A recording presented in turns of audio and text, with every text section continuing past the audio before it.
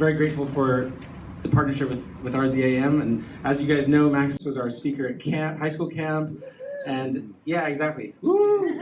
Yeah, and you know, when we heard that RZIM was in town and said, "Hey, would you be willing to come speak again?" and ICS is like, "Yes." So we're so grateful for you, Max, to do that. Yeah.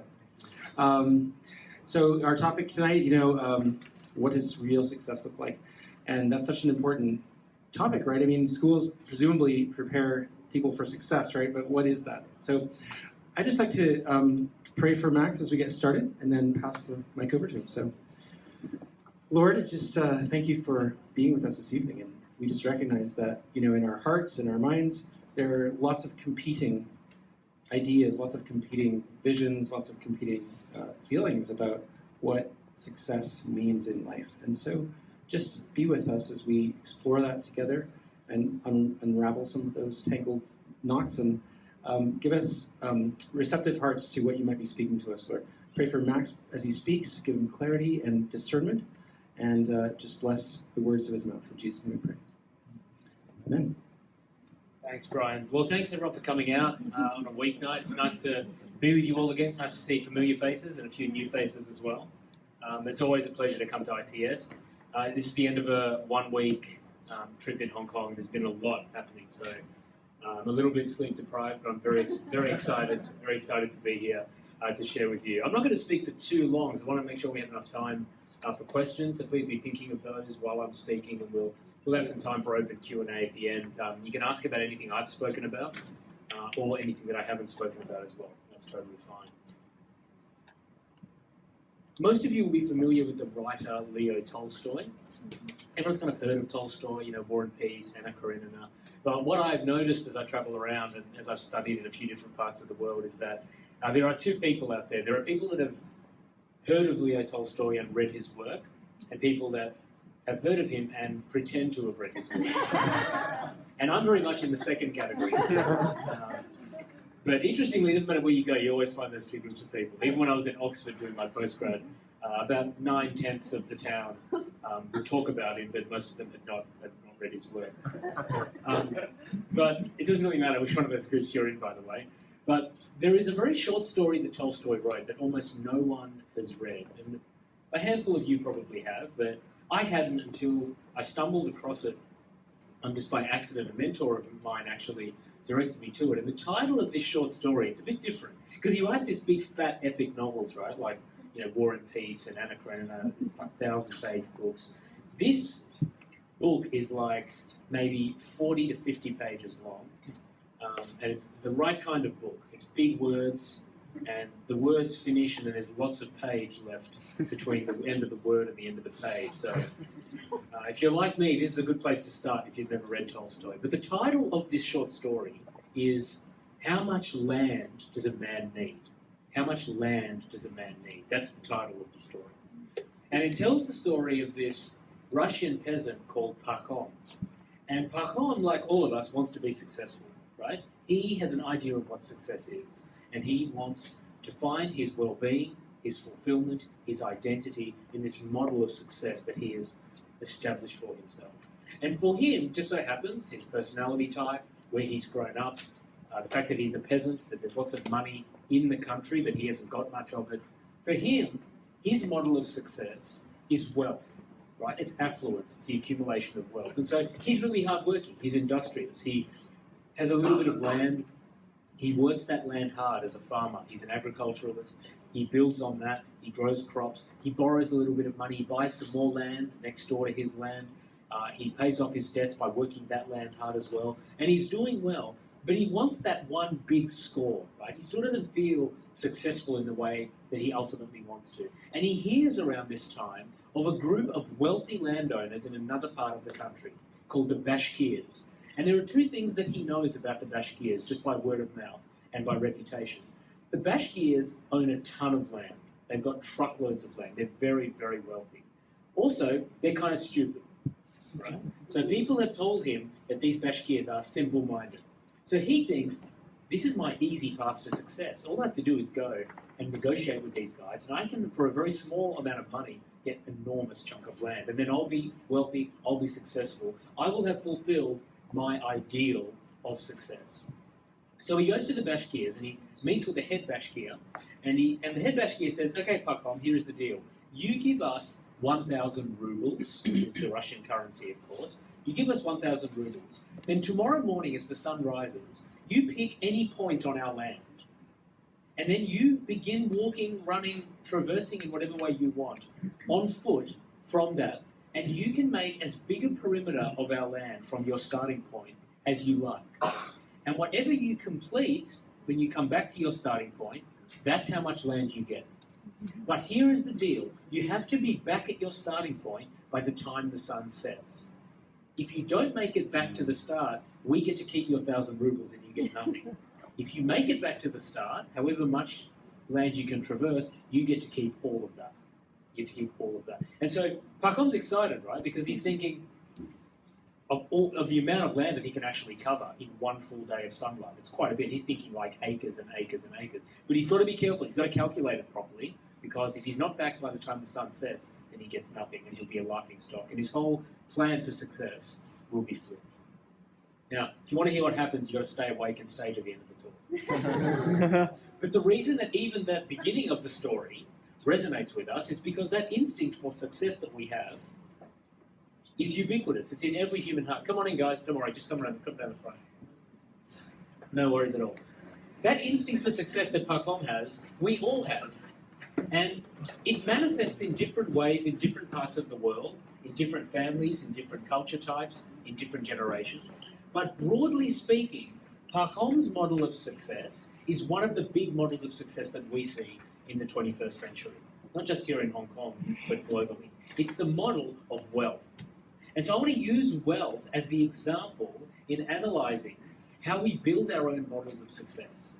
Because one thing that we know is that if we kick God out of the picture and we try and be successful in our own strength, we have no transcendent basis for our success.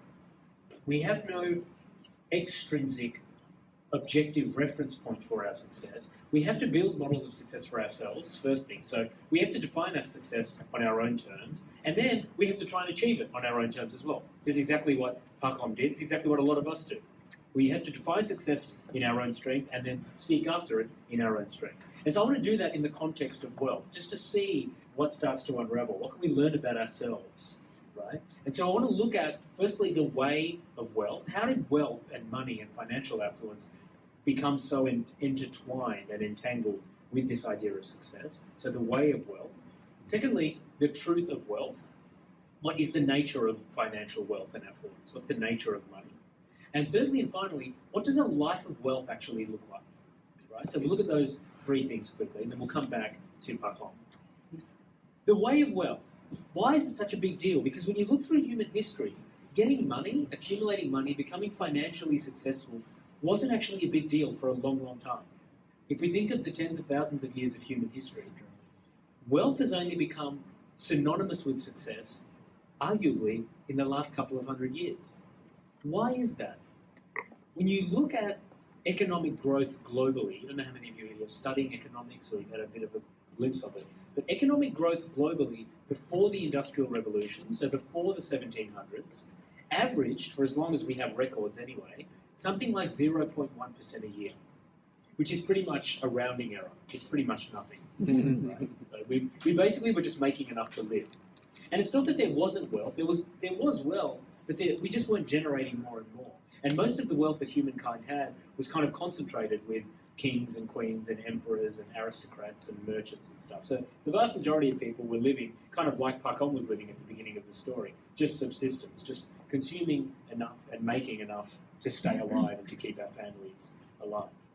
After the Industrial Revolution hit, and so the Industrial Revolution came in all these different ways, depends on which book you read and which university you go to as to how many industrial revolutions we've had. But basically, beginning in the late 1600s, things started to happen, right? So we invent the steam engine, we invent the printing press, then later we invent electricity, then the internal combustion engine, we have cars, then we have human flight, then we have the manufacturing line.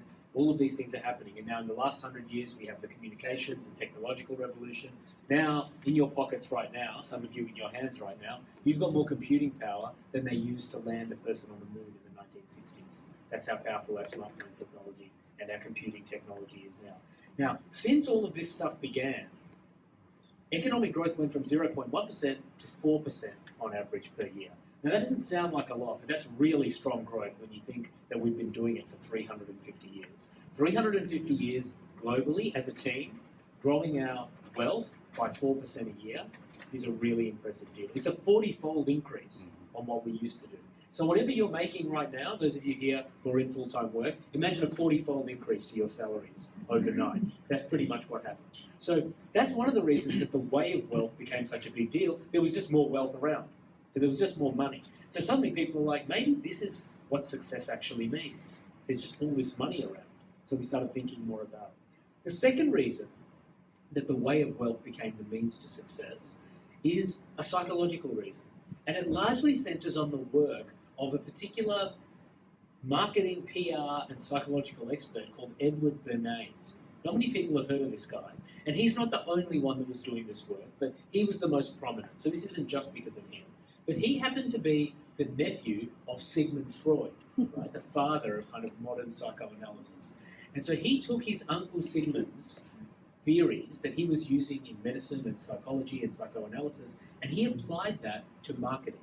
And he did it right around the time that we were deregulating our economies and we began to manufacture more and more goods in the early 1900s. And basically, long story short, what Eddie Bernays did was, he said to all of these companies, you know what you guys have got to do if you want more people to buy your stuff? You have to shift the drivers of consumption from need to desire. So before the 1920s and 30s, we were buying stuff because we needed it. And if you look at the advertising, like way back, if you look at the billboards in the 1800s, and even the earliest TV commercials, they were just lame. They were really lame. They wouldn't make you, basically the message was, oh, look, you're probably using soap. When you run out of soap, you'll probably need some more soap. We're making some soap. You should buy some soap. And then when you need more, come buy some more. Like that's almost literally how lame it used to be. What Edward Bernays did was, and he made billions doing it himself, from these companies himself, and he basically founded the concept of marketing and public relations through this. He shifted that consumption pattern from need to desire. And since that time, we all consume now based not primarily on need. There's still a little bit of need in there. We don't, buy bread and milk because we just really desire it that much. There's still some need with things like food and stuff like that, but 90% of our consumption now is all about desire. Doesn't really matter even whether you're a student, whether you're a teacher, whether you're a professional, whether you're retired. We're all consuming primarily now based on desire. And the way to know this is to think about how many pairs of feet you have and how many pairs of shoes you have. Ladies, how many dresses do you have and how many torsos do you have? Right? So for those of you who need spectacles, how many pairs of those do you have and how many eyes do you have? Right? How many pairs of socks do you have and how many pairs of feet do you have? That's all because our consumption is based on desire, not based on need. If all we consume was based on how much we needed, we would be consuming far, far, far less. So what happened with the amount of wealth being generated increasing and this psychological shift that we just wanted to buy more and more and more stuff that we just didn't need? And it even got to the point in the last 30 or 40 years where people just started inventing products and convincing us that we needed these, even though we were doing just fine without them. The iPad, the tablet, is the perfect example of that, right? Humankind didn't have tablets for 60,000 years. And then Steve Jobs said, oh yeah, there's this device, it's an iPad. It's not really optional, you kind of need to have one. You kind of need a phone, you need a laptop, and you need this tablet. And 7 billion people went, yeah, we really do need these tablets. Now, there's not even a question of whether or not you have a tablet. The only question we ask is what kind of tablet do you have, right? Or how many do you have? So this is all consumption shifting to desire. And so our idea of success and our idea of fulfillment has become inextricably tied up with this. Consumption, wealth, financial affluence. Right? Here's the interesting thing. One of my favorite movies growing up was a movie called Cool Runnings. It's a true story about the first Jamaican bobsled team. Right? And that's, because it's so ridiculous, it had to be a true story, because if you made that up, no one would come and see the movie. So it's a true story. Anyway, the night before the final race, somehow these guys make it to the final gold medal race. The captain is talking to the coach, and he says, all I want to do is win a gold medal, then I'll be fulfilled. And the coach says, Doris, a gold medal is a wonderful thing, but if you're not enough without it, you'll never be enough with it. A gold medal is a wonderful thing. If you're not enough without it, you'll never be enough with it.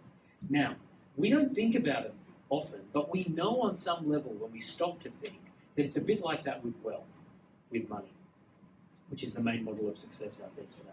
Money's a great thing. Being rich is a wonderful thing. But if we're not enough without money, then we'll never be enough with it. Heaps of people saw this coming in the 1950s and 60s and 70s, this society that we're living in now of hyper-consumption and hyper-wealth, the way of wealth just taking over. Oscar Wilde is just one example. He famously said, "The god of this generation is wealth. To be successful, you must have wealth. At any cost, you must have wealth." So that's the way of wealth, how it became so important to us and continues to be, or at least it's at risk of continuing to be for all of us. And this is the case regardless of what we believe, whether you call yourself a Christian or an atheist or a skeptic or a Muslim or a Hindu. This wealth thing is all there for all of us, just because of the international system of economics and finance and markets that we've built for ourselves. So it affects all of us. What about the truth of wealth? What is the actual nature of money? Now, this is interesting because Walt Whitman has a poem, and he says, "When I peruse the conquered fame of heroes and the victories of mighty generals, I do not envy the generals their victories, or the rich man in his great house, or the president in his presidency." What's Whitman actually getting at? He's basically saying, he's pointing to the truth of what money actually is. And the kicker is all in the opening line. He says, "When I peruse the conquered fame," what he's saying is that when it comes to money, when it comes to wealth, if you make that what your success is all about, getting a good job, getting good grades, so you can get a good university degree, so you can get a good job, so you can get good money, so you can live in a certain way, drive certain cars, raise families that live in a certain way, have the right kind of image. He said if you do that, you miss the point that the truth of money is that it's always going to be conquered. Any fame and comfort and success that we derive from accumulating wealth is ultimately going to be conquered fame. And it's going to be conquered in any number of ways. Right? In 1997, there was a really nasty financial crisis that hit this part of the world.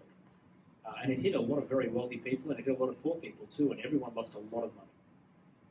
So it can be hit through market fluctuations just in the economy. It can be hit through political changes and political revolutions. It can be hit and attacked, this idea of getting our success from wealth, through unrelated things that are completely out of control, like a health scare in our family, like losing someone close to us, a family member or a friend or a loved one.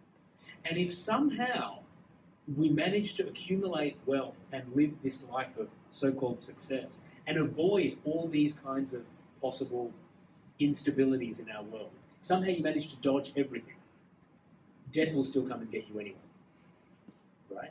And Whitman goes on to talk like that in a lot of his other poetry, that there's all this instability, it's all shifting sands.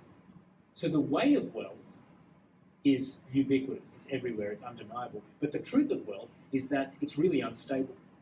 And so while the way of wealth fails us as a means to fulfillment, the truth of wealth shows that it fails us as a grounds on which to build our identity.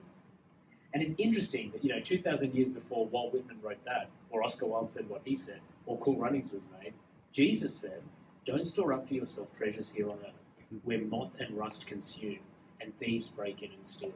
So he's saying the exact same thing. He's basically saying, if you model your success on your financial security or your affluence or your wealth, you're going to be in big, big trouble. It's going to fail you on fulfillment, and it's going to fail you on identity. You're going to have to find something else on which to build your identity. So we've talked about the way of wealth, we've talked about the truth of it.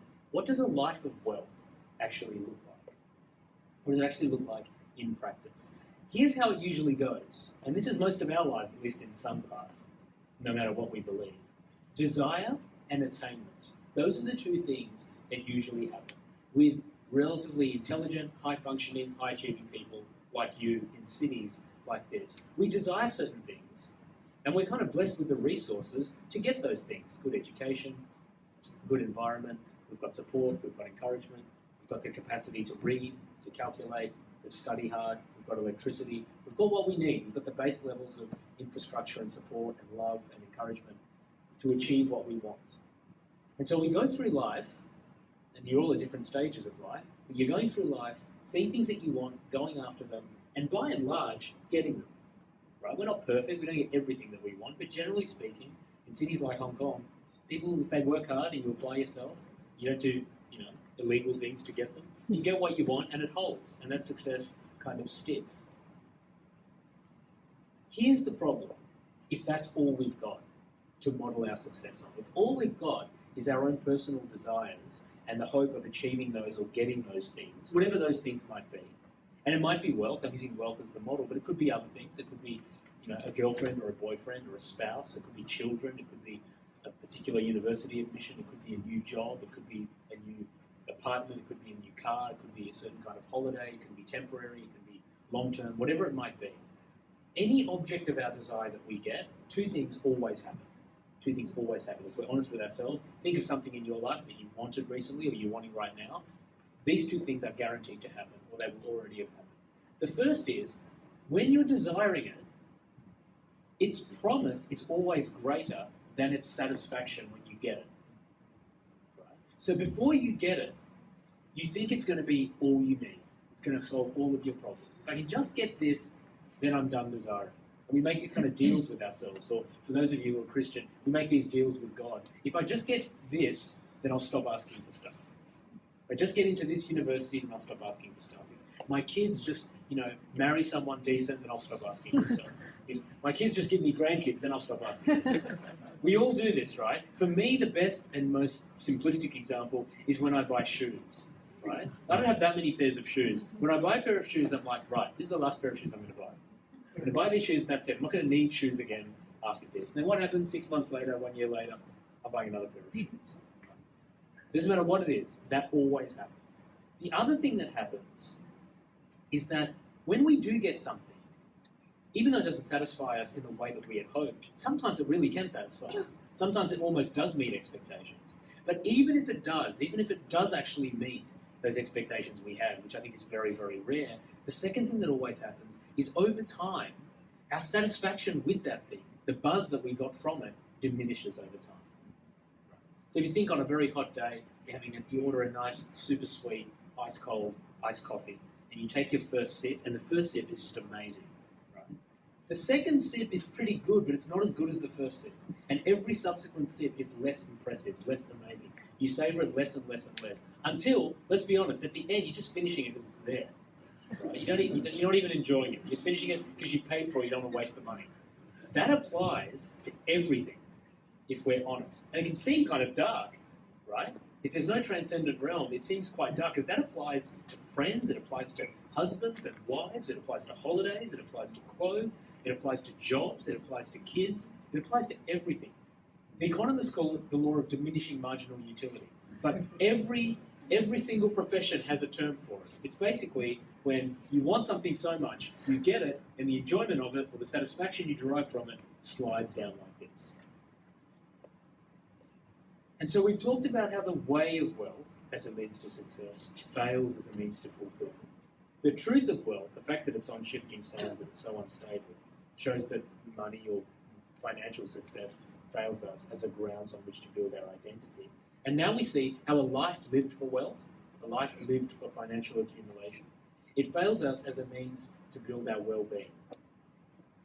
So it leaves us in kind of a dark place, because the world is telling us that this is the primary way to be successful. And yet when we look at it pretty carefully, all three ways that we try and model this and manifest this as being successful fail us. Why does it fail us? It fails us because when we're looking primarily, and this actually applies now beyond wealth, right? I've used wealth and money as an example, but it applies to anything. We can talk about the way of fame and the truth of fame and the life of fame. We can talk about it in relation to friendships, to alcohol, to sex, to drugs, to popularity, to Facebook friends, to Instagram followers, to absolutely any model of success you can plug in to those three frames of analysis. You'll come up with exactly the same thing. They will all fail us as a means to fulfillment. They'll fail us as a grounds on which to build our identity, and they'll fail us as a means to well-being. And it's because they negate one really important thing: purpose. they all ignore the reason for which we were made in the first place. And that is actually the key to success. To find out whether anything is being successful, whether it's a person, or whether it's a smartphone, or whether it's a car, or whether it's a chair, you first have to understand what it was made for. Otherwise, we have no grounds on which to evaluate whether it's a success or not, or whether it's being fulfilled, or whether it's flourishing. We first have to know what it was made for. Mark Twain very famously said, the two most important days in a person's life are the day they were born and the day they find out why they were born. The problem is we're born and then we don't even think about the second day. We just go and run off, scurrying around trying to build these models of success for ourselves. When we turn then to the reality of the questions that we're facing, is there another model of success that it anchors us in some kind of a extrinsic and transcendent purpose, a purpose that we don't build for ourselves, but a purpose that comes from beyond? And the message of Jesus, this Christian message that I've been kind of hinting at, the Christian message actually says yes, yes there is. Because what Jesus says is, you've been out there looking for the right stuff in the wrong places. You've been looking for fulfillment, you've been looking for identity, and you've been looking for well-being. That's good. And he affirms that, and he encourages us in that. He's saying, all these desires of your heart that you've been trying to have satisfied are good things. I know because I put them there. Right? But he says you've been looking in the wrong places. You've been looking for it in wealth, you've been looking for it in friends, you've been looking for it in sex, you've been looking for it in jobs, you've been looking for it in popularity and reputation and fame and the convenience of how you live and all of this other stuff. And so he says, you've got the right objectives with the wrong means because you are looking for, in the instance I use, the way of wealth and the truth of wealth and the life of wealth, or the way of friendship, the truth of friendship, the life of friendship, or the way of fame, the truth of fame, the life of fame. He's saying, just look at me. I am the way, I am the truth, I am the life. You've been looking for those things in the wrong places. You just have to come to me. I'm the right way, I'm the truth, I'm the life. I'm your starting point. Then from that, success flows much more naturally because Jesus actually gives us what our purpose is. And so people ask what seem to be very complicated questions like, what is the meaning of life? It's actually very easy if you look at what Jesus is telling you. If you believe him to be who he says he is, he says, oh, I'll tell you what the meaning of life is. It's to be in loving relationship with God and to be in loving relationship with each other. That's it. Just two things. If anyone asks you, you can tell them. It's not a complicated question. It's difficult maybe to come to terms with and to accept, but it's not difficult to understand. The purpose for which we were made is to be in loving relationship with God and loving relationship with each other. And so that ultimately will define our level of success. And because it will define our level of success, the extent to which we open ourselves to that relationship will determine whether or not we are fulfilled, we have identity, or we have well-being. And so that's why we see billions of people literally out there running around. And they are successful on any worldly measure, right? Whether it's financially, whether it's fame, whether it's reputation, whether it's technology, whether it's education. And yet, they're not flourishing. They're not fulfilled. They're struggling for identity. Jesus says, come to me. I'm the way, I'm the truth, I'm the life you've been looking for. I'll give you that identity you've been looking for. And by going to the cross, by actually stepping into this world, so that's what Jesus did, right? Jesus is God as a person. Okay? He steps into the world as a person. He goes to the cross to take away all this shame and expectation and burden and pressure and struggle that we have. He's like, I'm just going to clean you out of all of that. You can come into a relationship with me. I'm going to give you all the fulfillment, all the identity, all the well-being you've ever needed. And then you can go and pursue other things that are fun, and you can find other secondary manifestations of success in your friends, in your work, in sports, in building investment portfolios, in going to university, in raising families, in raising kids, and grandkids. And you can hope for all of those things. But it's all secondary to the ultimate purpose for which we were made. So coming back to the story. So Pacom is running. And he's traversed this enormous chunk of land. I'll fill you guys in on the rest of the story now. I started with it. And he's just covered hectares and hectares, and acres. But suddenly the sun begins to set. Right? Suddenly the sun begins to set. So he freaks out and he starts sprinting. And the way Tolstoy writes it is quite beautiful. He's literally racing against the shadow of the sun. And all these villagers, all the Bashkirs, everyone's there waiting at the finish line, waiting for him. Some people jeering, some people cheering. But he's basically a make or break situation. He's going to be the most successful person he could possibly be, or he's going to fail and be an embarrassment. And he's running, and the sun, just before it drops behind the horizon, he makes it to his starting point. So he's secured for himself this enormous chunk of land. He has, on his terms, attained ultimate success. But he's so exhausted from the run that he drops dead right there. And the final scene of the story is one of the villagers, or one of his servants maybe, are burying Pakam's body in a grave that measures about 2 feet by 6 feet. And in doing so, answering the question, how much land does a man really need? Thanks so much for listening.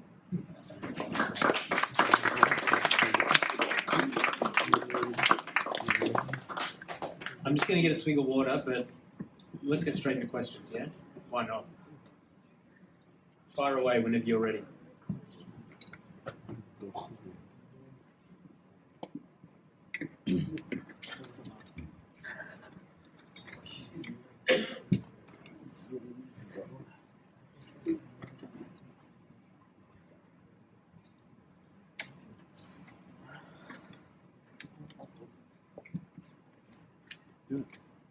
No questions, all crystal clear. And so, in the Old Testament, we have like Job and Solomon, who God willingly gave like multiple wives and concubines. But then now, like in the New Testament, going forward, the church is telling us to practice monogamy. And so, how is that? How is the transition? How's that not contradictory? Yeah. Yeah. Good question. If you read the Hebrew carefully of those guys, and many others too, not just Solomon, but tons of other guys too, God never willingly gave them that. They attained all kinds of wealth, and God blessed them with lots of stuff. But whenever these guys took more than one wife, they did it in their own stream. Jacob's the best example. Actually, Abraham's a good example too, right at the start, right? Basically, whenever these guys do stuff like that, it always ends badly. It's always a bad idea. So Abraham's the best example because he wants children. He's got a wife, and his wife says, the best way for you to have children is for you to sleep with our servants. And so, first of all, stupid suggestion. But then Abraham, stupid decision. And if you read that part of it, God's nowhere in that picture. He's never brought into it.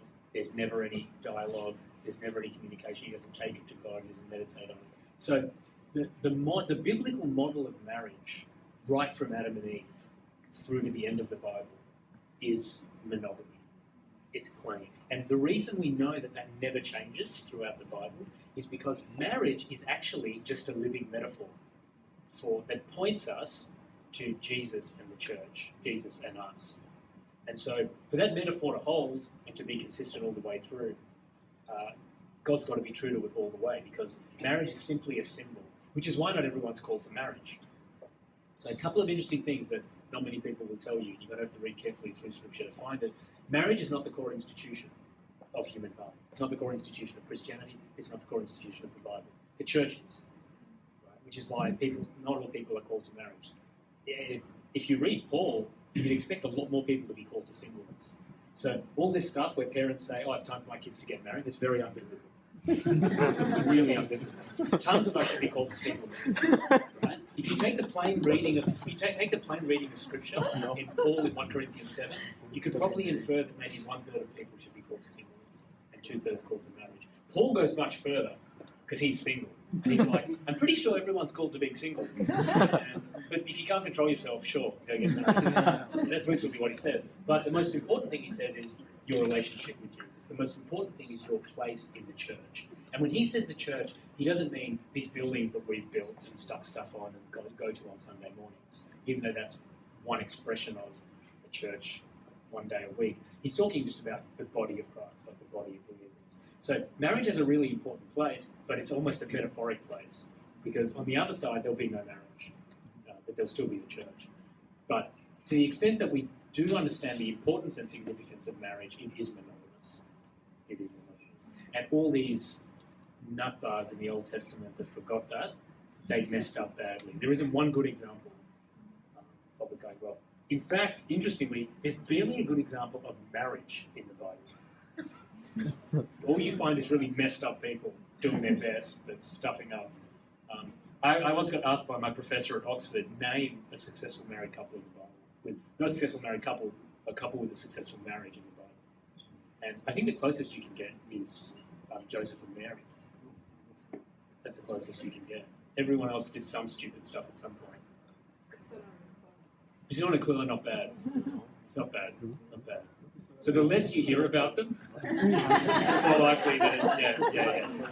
That's pretty good, though. That's pretty good. Priscilla and Aquila are good. But no, it's a good question.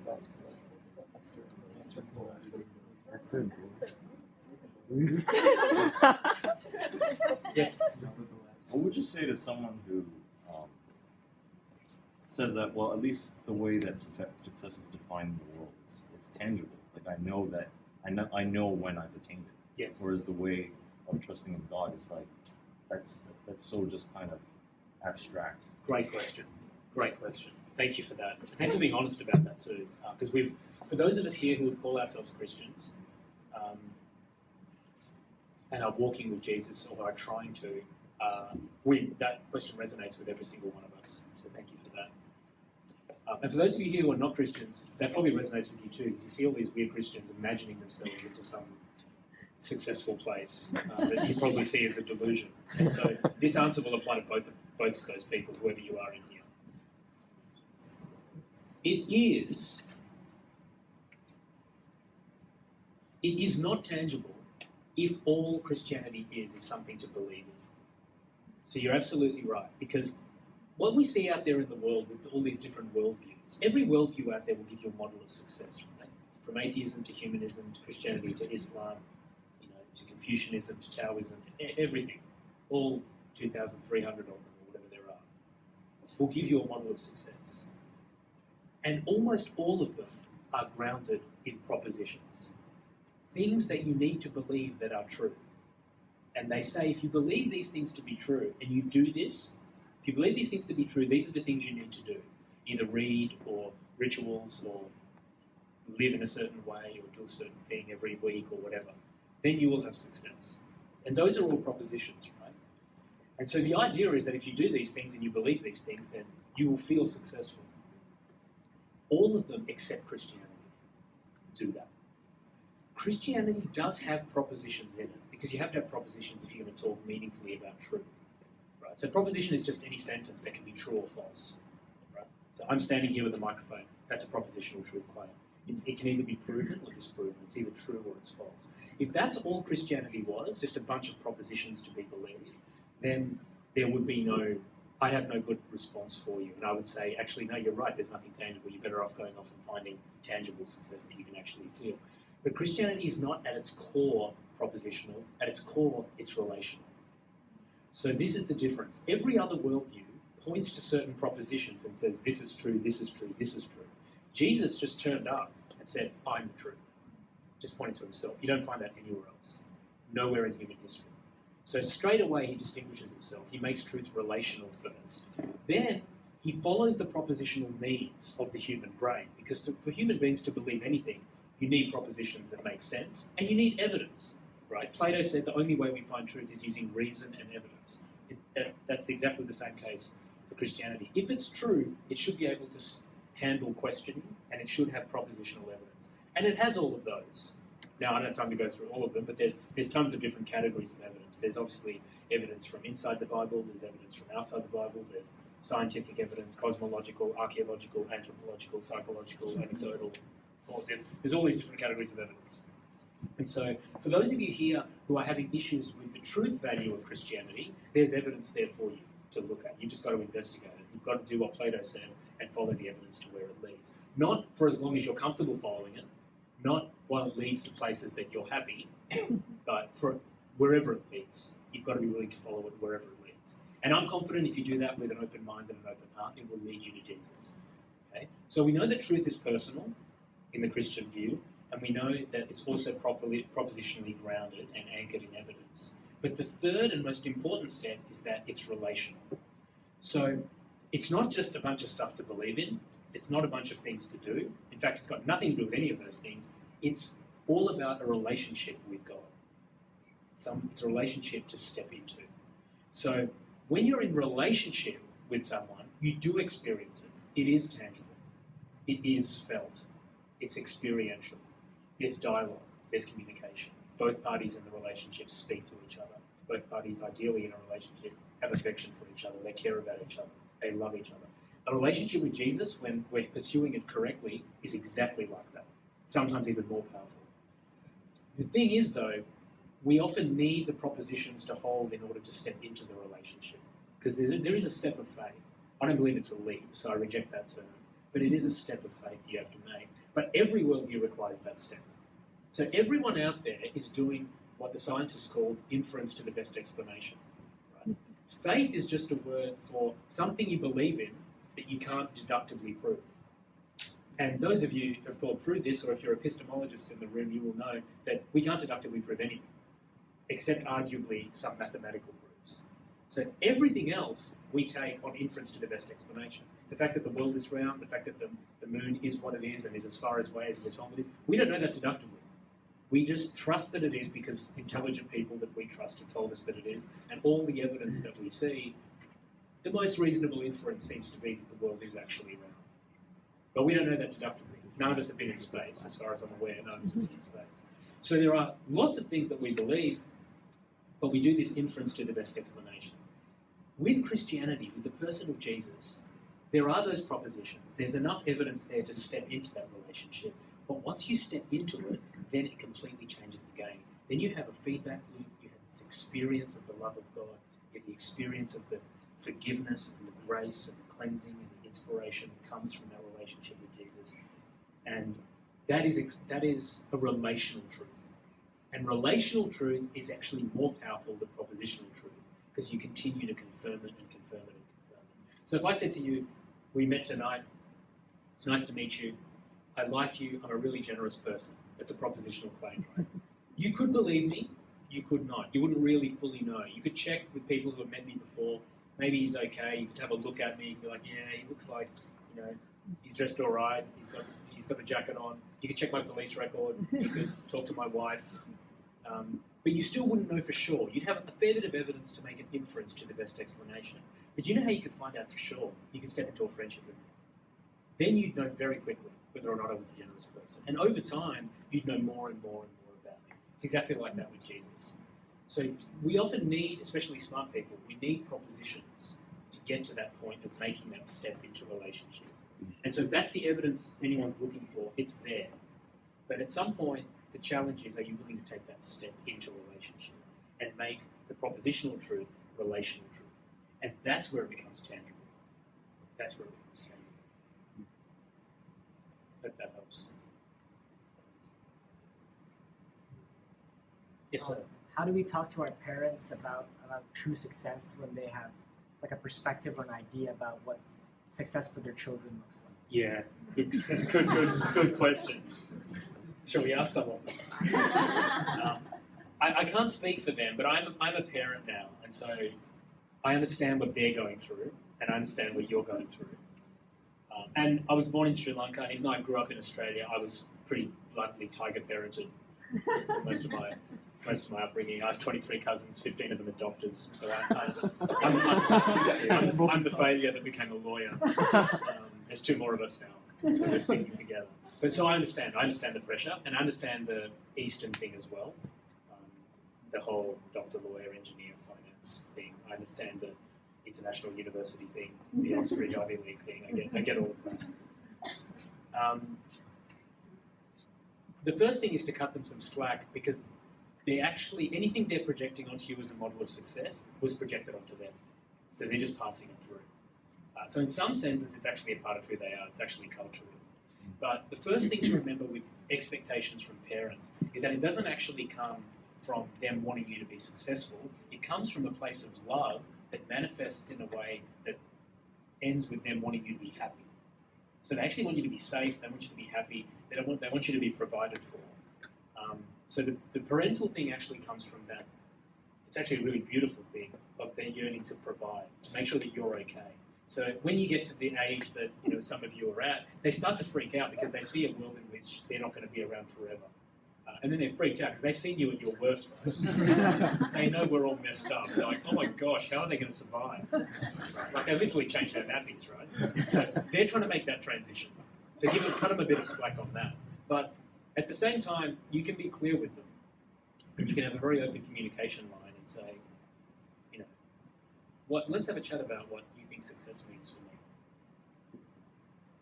I think an open communication line, I think, is the only thing that will work from either side, whether we're parents or we have parents, to actually have those sorts of discussions. And you'll find out that they just really love you. It's actually not that big a deal. But the cultural thing is tough. And because society is not just pumping us with these ideas that financial success is the only way, it's pumping them with those ideas as well. So they're just really concerned and worried. So I would just raise it lovingly. Remember that the paradigm that they are coming from is one of love and provision, not one of expectation and burden. The challenge for them is that their love and provision motivations, it often manifests as expectation and burden. But I think we need to be really honest with their generation and with the next generation that comes after us too, that this pressure and these expectations, this stops with us. Because before, it wasn't as damaging as it is now. But with internet connectivity, smartphone connectivity, we're so interconnected now. So all the expectations and the burdens are ramped up a lot more. And so in cities, in the great Asian financial centers like Singapore and Hong Kong and Tokyo and stuff, we are comfortably the wealthiest region in the world for these great financial centers on a per capita basis. We are also way ahead of the rest of the world on loneliness, social exclusion, suicide, depression, and anxiety, like miles ahead. Singapore and Hong Kong, I think, lead the world for youth suicide per capita. In Singapore, and I suspect your statistic here is similar, for those who are between 10 and 29 years old, the most common form of death is suicide. So we are our own greatest risk to ourselves. Singaporean high school graduates and young professionals, 1 in 4 exhibit clinical symptoms of depression and anxiety. That's from this expectation. So your question is really important because we do need to kill that off. That idea that success somehow is linked to our grades or linked to how much money we make or anything like that. But it's really tough. So even my son's 1.5 years old, and my wife is an Australian, so she wasn't tiger parented. I was going to say she's normal, but she's not. No one's normal. And she said, Max, we just really have to support Zach in whatever he wants to do. Like he's one, so this is. She knows that I've got that in my blood. Even though I talk about this stuff and I give answers like this, she knows that it's in the blood. And I thought, how am I going to respond to this? And I said, all right, fine. After he goes to Oxford, he can do whatever he wants. So even for me, like I literally preach on this, right? I should know better, and yet it's still in my blood. I just want him to be okay. So I think that sometimes we hear ideas about success that are sort of framed as sort of universals. Yeah. This is what everybody should do to be successful. Now what you just said is the other sort of perspective. Well, whatever Johnny wants to do. Johnny wants to snort pasta out of his nose, and that's the thing that makes him happy. Go for it. Johnny wants to make videos of pugs, jumping off buildings, and whatever makes him happy is what you should pursue. So, how do you balance these different? I'm really glad you asked that because as a parent, if my son did just want to make sock puppets like for a living. And didn't want to go to Oxford, wanted to make sock puppets. I have no moral basis. If I've just given a talk that said that there's actually no correlation between financial success and success, right, then I have no moral basis to say that would make him less successful. Or that's a bad idea compared to becoming whatever, a doctor or a lawyer or an engineer. Now, in those sorts of issues, it's less relevant. But even if he said to me, he wanted to do something that I considered actually morally questionable, right, I still would have no way of telling him that, look, I don't think this is a good idea because this is not good for you, unless we both had an objective reference point that we both agreed on. Right? My boss Ravi says some people love their neighbours, some people eat their neighbours. How do we know which is right? We actually don't know which is right unless you're willing to acknowledge that God is there. Because if you have no objective reference point, you have no reference point for human flourishing, for success, for purpose, for good, for evil, for morality, for all of these things. And so I just don't know how I would parent if I didn't have that objective reference point. If I didn't have God's leading and God's guiding and God's model for purpose and success. And that's why when God's in control and when we submit ourselves and our children and our parents to Him, then we're all working off a better playbook than what we've got. Because the Christian faith, if it's true, if it's not true, all of this is irrelevant, but if it's true, it's not just the way to heaven, it's also the greatest blueprint for human flourishing that humankind has ever seen.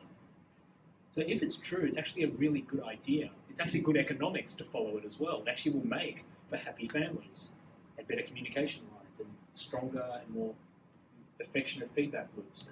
And it'll actually make for wealthier people, ideally, if we're treating each other well. It won't guarantee that, but it will actually make for the other stuff too. So I think that point is really good. Like parents should be correcting us when we do stuff that they think is not in our interests. But to be honest, they don't really have the moral cred to tell us what's right or wrong unless we have an objective reference point that they're pointing to, that we're also pointing to. There's still always going to be times where, whether we're all Christian or none of us are Christian, in a family, a parent's going to need to correct a child at whatever age for something that they don't believe to be true. And on that, a parent, in my view, gains the moral cred because they've just been around longer and they know more by virtue of life experience. And parents, and I hate to say this, but when we're growing up, our parents love us more than we love them. That tends to even out over time. But if they love us more than we love them, they know us better than we know ourselves, and they've been around longer than we've been around, it probably makes sense to defer to their judgment more often than not if there's ever a contradiction. There's a very general rule. Some parents are wrong a lot. Some parents are wrong a little. Yeah. Yeah, so you talked about what success really should be, like it's a relationship with God and whatnot. Yeah. So what should our attitude or approach be to work or to school? I mean, Yeah. that's still an integral part of our lives. So how totally. does that balance? Totally. It's a great question. And once we've got that clear in our heads that ultimate success just comes from a relationship with God, then we actually are given the responsibility and the freedom to go and pursue success in other areas. Good, knowing that we're not finding all our fulfillment or our identity or our well-being from it. And the Bible is really clear. And again, it's the only document of any worldview that says this. It calls us to be awesome at whatever we do. Right? It calls us to actually be amazing at it. So it says, whatever you do, do it as if you're doing it for God, because you are. So this call to excellence, if not for the cross and the identity and the assurance of eternal life and flourishing and fulfillment, the call to excellence will be really stressful. Really, really stressful. But thank God He's given us all the stuff that we actually need. So then He's like, okay, now look at your giftings. Look at the opportunities that you have. Look at the stuff that you enjoy and that you're passionate about, and go and pursue success in a worldly sense at that stuff and enjoy it and be awesome at it. Be the best you can possibly be at whatever you're doing. So when there are Christians doing this and walking with Jesus honestly and faithfully and pouring everything they've got into what they're doing, you should see Christians rising up in all these professions, in all the different verticals, doing really, really well. That doesn't mean that non-Christians can't be amazing at doing stuff. I mean, of course they can. Of course they can. That's not the point. The point is, we don't draw our success from those things. It's a secondary thing after our identity is secure in God. And then we are called to excellence in whatever we do. How you find that calling of what you're actually meant to do with your life, that's a whole other talk and a whole other question. There's a book written by my mentor, Os Guinness, called The Call, which is a pretty cool place to start. Colossians 3 and 1 Corinthians is a pretty good place to start too in the Bible. Those are good places to work it out. But my personal advice, and I have no qualifications as a careers counsellor or anything, is to stay prayerful when you're trying to work out what to do. Stay prayerful, go with your giftings, and go with opportunities.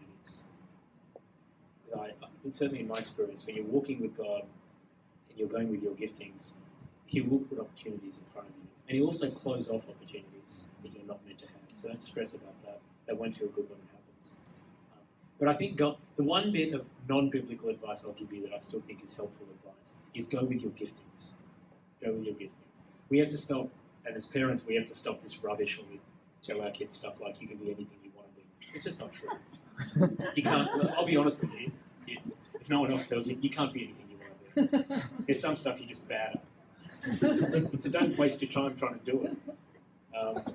Unless you're okay with not being successful at that. And that's okay.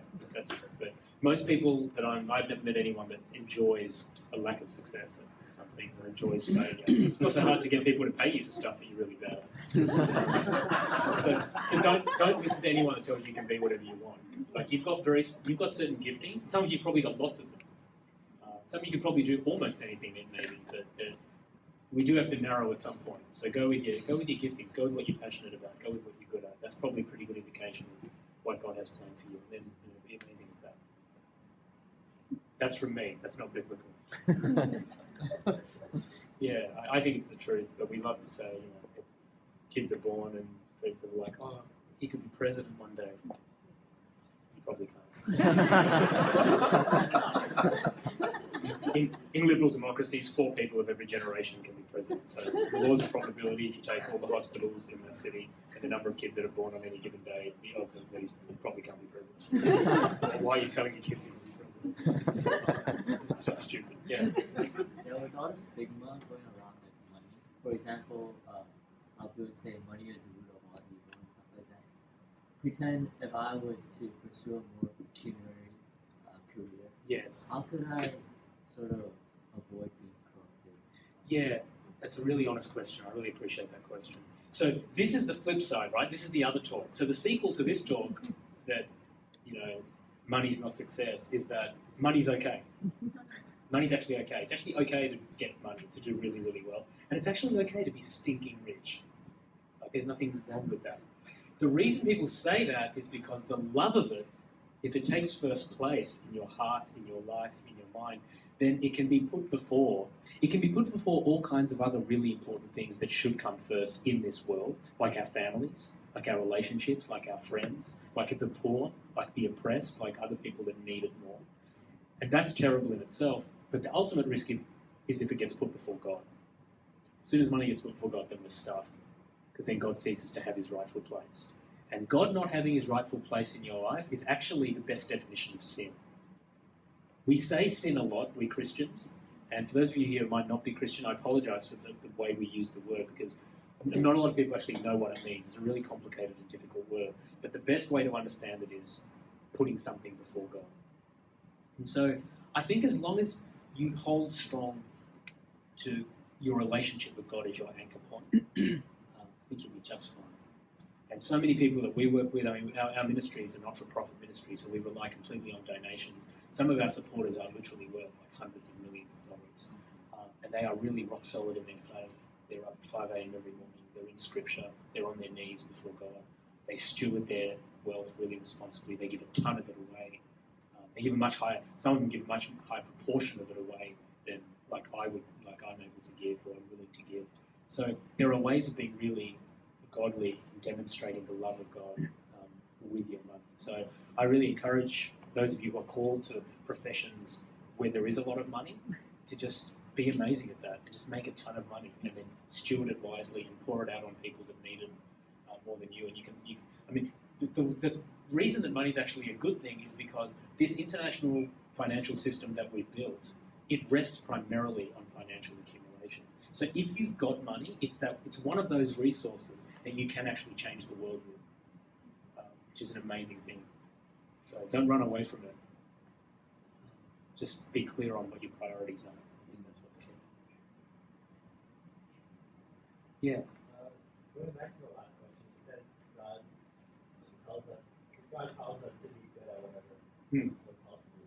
Yes. So if it's unrelated to, if it's not actively furthering the kingdom of God, say it's like a regular job, then what is the reason that we should strive and put our time into these things? Yes. Great question. So let's say someone's trading stocks or trading equities or something. How how does that actually fit with the big God picture? It's a really good question. There's a few components to the answer. One is the way you live at your workplace or at your university or at your school, the way you carry yourself is actually, you're being an ambassador for God, for his kingdom, and for the message of Jesus, just in how you carry yourself. And so wherever God does place you all, wherever he's placed you all, he's placed you there to represent him. That's actually the most important thing that we do in our workplaces, in our schools, wherever. It's actually not the substance of what we're doing that comes first. It's the fact that we're put there to represent Jesus as Christians. So that's the first thing. That's the first and major purpose. You're in there to show other people the love of Jesus, to share your faith, to live out in a certain way with integrity, showing the fruits of the Spirit, showing love, showing joy, showing peace, self-control, and so forth. That's the first reason you're there. The second reason you're there, and this is more difficult to get our heads around, but when God says, do this stuff as if you're doing it for me, he actually says, it's because you are doing it for me, because this is my work that you're doing. Right? So when the street sweeper is sweeping streets, they're sweeping them for God. When the securities or derivatives trader is trading stocks, they're trading for God. So this is actually God's work that is happening, that he has deputized us to do. Right? So whether it's the doctor or the lawyer or the engineer or the toilet cleaner, all this work has enormous dignity because it's part of God's big picture and it makes the world tick. It's all part of a greater purpose, which is the functioning of humankind, which is God's grand project. And yes, it's a means through which people can get to know him, but it's an important system. And it's got freedom in it, and it's got economics in it, and it's got culture and politics and stuff in it. And so we're called to go into all of these sectors and work, firstly and most importantly, so we can share our faith and represent Jesus well and share his love. But secondly, because the substance of what we're doing is actually really important too. So I'll finish this answer with this story of these two guys who are chiseling stone. So you find these guys at the construction site, two big chunks of stone, they're both chiseling away.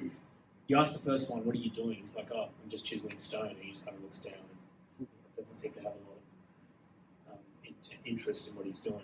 And the second guy's really excited, he's pumped up, he's chiseling much better, he's more productive, he's engaged. And they said, what are you doing? He said, oh, I'm building a cathedral.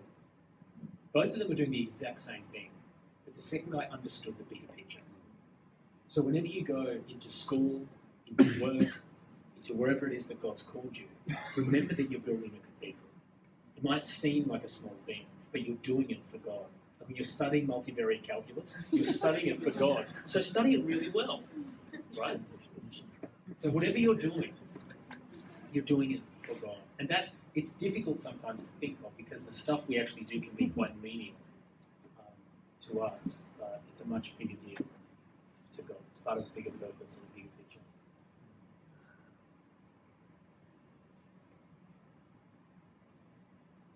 How are we doing?